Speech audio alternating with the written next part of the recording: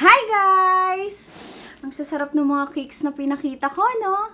Ayun nga po pala ang 85C.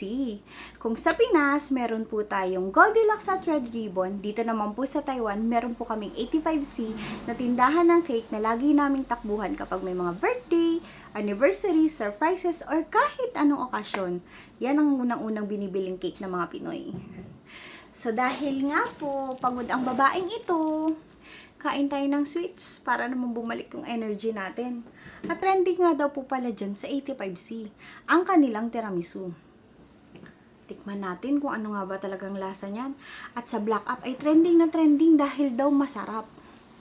Pero bago po tayo magsimula, gusto ko lang po i-shout out yung isa po nating followers na nag-comment sa ating Blue Up na talaga namang natuwa ako.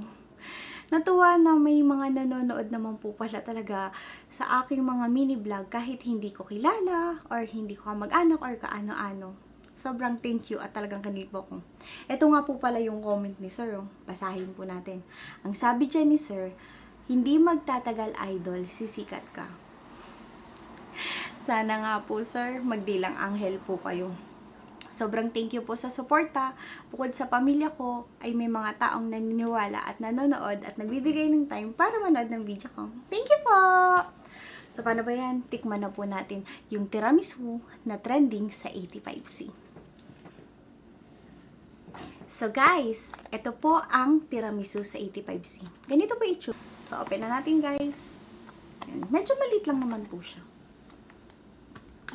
Yan. Ganyan yung itsura niya.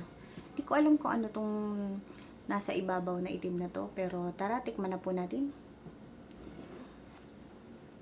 Yan. So, yan. Dito natin, check natin. Para makita niyo kung ano. Ayan. So, ayan siya. So, first bite. Thank you, Lord.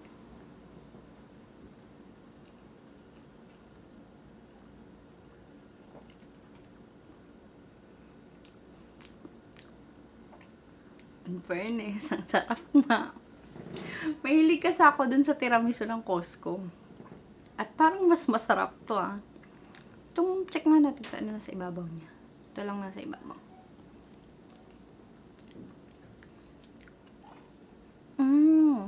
Para kasi sa akin yung tiramisu, para siyang may lasang coffee. So, itong black niya, parang ito yung pinaka-lasang coffee na nag-aano sa kanya. Tapos yung chiffon cake niya, yan. Meron din siyang parang flavor na nasa loob. Sarap. Ayan, ganyan po yung pinaka-itsura niya. Yan, 'di ba? Ang aesthetic, sarap, halatang masarap talaga. 'Di ba guys, kung titignan niyo siya, ang sarap-sarap niya tignan at nakakatakam. Parang nakakabitin na ang liit, no. Katakaw. Diba? Pag gantong pagod ka, tapos ganito yung kakainin mo. Tapos uupo ka sa sopa na ganito. Tapos taas pa kasama ang kulambo. Ay, siya nga naman.